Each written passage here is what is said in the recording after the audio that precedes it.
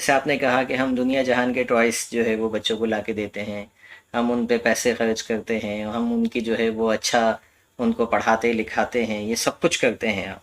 लेकिन उसके बावजूद आपको पेरेंटिंग में इश्यूज जो है वो आ रहे होते हैं। पहली तो ये चीज़ समझने की कोशिश कीजिए कि सिर्फ जो है वो महंगे खिलौने ला के देना या कोई बहुत ज़्यादा बड़ी सैर व तफरीह बच्चों को करा देना ये काफ़ी नहीं होता। या यूं कह लीजिए कि ये पेरेंटिंग के तमाम तकाज़ों को पूरा तो नहीं करता ये चीज़। ठीक है।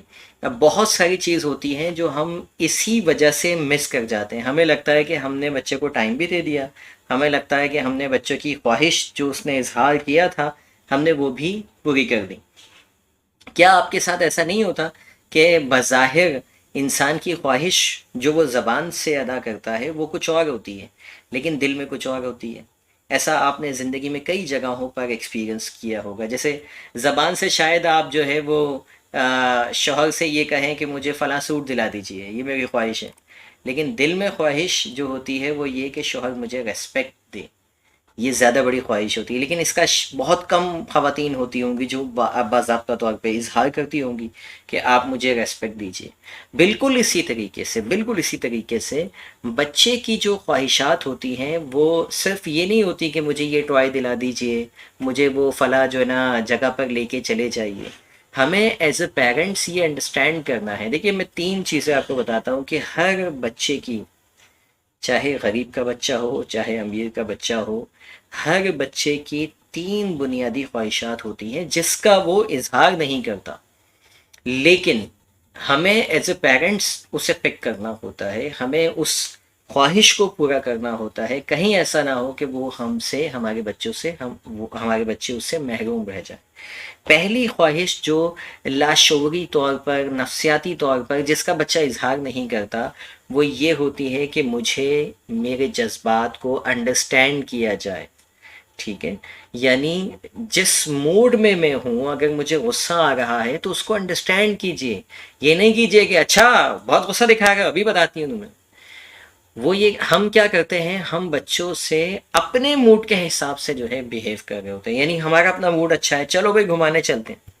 ठीक है। हमारा अपना मूड अच्छा है, आ जा मेरा बेटा गले लग जा। ठीक है। और हमारा मूड अच्छा नहीं है और बच्चे का मूड बहुत अच्छा है, तो हमें इससे फर्क नहीं पड़ता। हम बोलते हैं अभी चले जाओ यहाँ से, मुझे गुस्सा आ रहा है। ठीक है। इसका मतलब यह है कि हम अपने मूड को जो है वो फोकस किए बैठे हैं, अपने मूड के हिसाब से चल रहे हैं।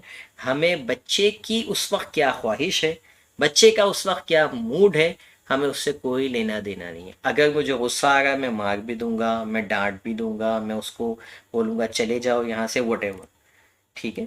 बच्चा ये कहता है कि मुझे अंडरस्टैंड किया जाए, मेरे जज्बात को अंडरस्टैंड किया जाए, ना कि अपने जज्बात के हिसाब से चला जाए।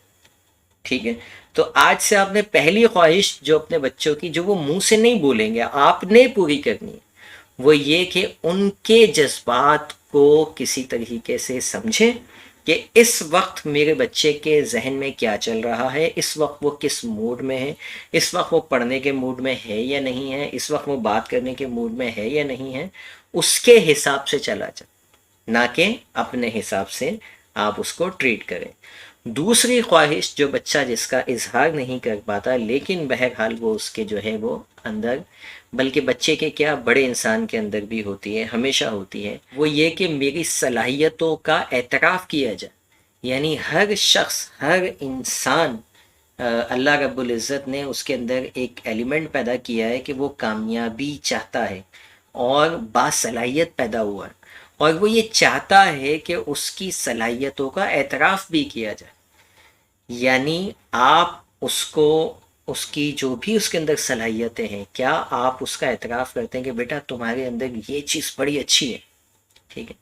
या ये सिर्फ साल में एक मरतबा जब रिजल्ट आता है और उसमें आपका बच्चा जब टॉप कर लेता है, सिर्फ उस वक्त तारीफ़ की जाती है। आपको एवरी डे, रोज़ाना उसकी ये ख्वाहिश पूरी करनी है। जैसे आप टॉय दिला के करते हैं ना, ऐसे ही आपने रोज़ाना उसको बताना है कि आपने क्या अच्छा किया, आपके अंदर क्या सलाहियतें हैं, आप कौन कौन से काम अच्छी तरीके से कर सकते हैं। ये भी वो ख्वाहिश होती है जो लाशऊरी तौर पर बच्चे के अंदर होती है और वो फुलफिल नहीं हो पा रही होती, वो पूरी नहीं हो पा रही होती और बच्चा उसका इजहार भी नहीं कर पा रहा होता।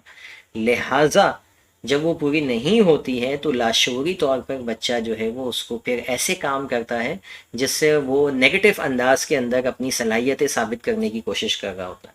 जैसे स्कूल के अंदर बच्चे जो है वो एक दूसरे को मार पीट के अपनी ताकत जो है वो दिखाने के चक्कर में कि देखो मैं कितना ताकतवर हूँ। कोई बच्चा दीवार से जंप लगा देगा, वो यही दिखा रहा होता है कि मैं सुपरमैन हूँ।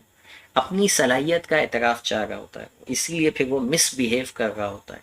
वो चाहता है कि मुझे नोटिस किया जाए।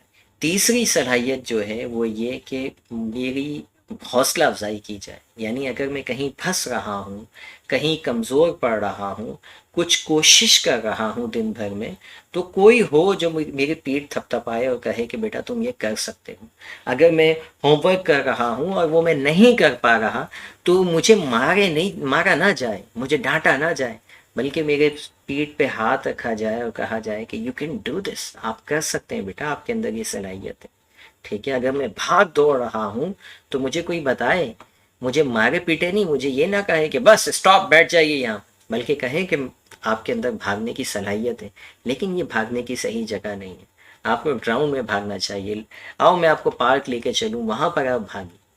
बच्चा चाहता है कि मेरी हौसला अफजाई की जाए। ये तीन ख्वाहिशात जो बिल्ट इन उसके अंदर मौजूद होती हैं, जो वो अंदर ही अंदर चाह रहा होता है, लेकिन उसको अपने जज्बात का इजहार, उसको टॉय मांगना तो आता है, इजहार करना आता है, लेकिन इन ख्वाहिशात का बताने का इजहार करना नहीं आता उसको कि मैं कैसे बताऊं। लिहाजा वो अंदर ही अंदर क्या करता है, साइकोलॉजिकल इश्यूज डेवलप करता है, अपने बिहेवियर्स मनफी करता है, और फिर बाद में पता चलता है कि आपका बच्चे के अंदर बहुत ज़्यादा ज़हनी मसाइल, अखलाकी मसाइल पैदा हो चुके हैं, तरबियती मसाइल पैदा हो चुके हैं, और फिर आपको लगता है कि बच्चा बदतमीज़ हो गया, बच्चा हाथ से निकल गया, बच्चे को हमें पेरेंटिंग करना नहीं आई, वगैरह वगैरह। तो इसी तरीके से पहली बात तो ये कि अपने आप को अपग्रेड करते रहिए, पेरेंटिंग को जो है वो अपनी सीखते रहिए। कंप्यूटर, एक लैपटॉप भी आपके सामने आ जाए फर्स्ट टाइम तो आप क्या करते हैं, उसको सीखते हैं। अदरवाइज़ क्या होगा कि आप उसको बहुत जल्द ख़राब कर देंगे।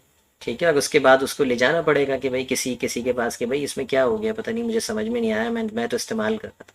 लेकिन आप अगर इसका प्रॉपर कोर्स कर लेते हैं कुछ अर्सा और फिर इस्तेमाल करते हैं, तो आप इसको ज़्यादा अच्छी तरीके से जो है वो चला पाएंगे।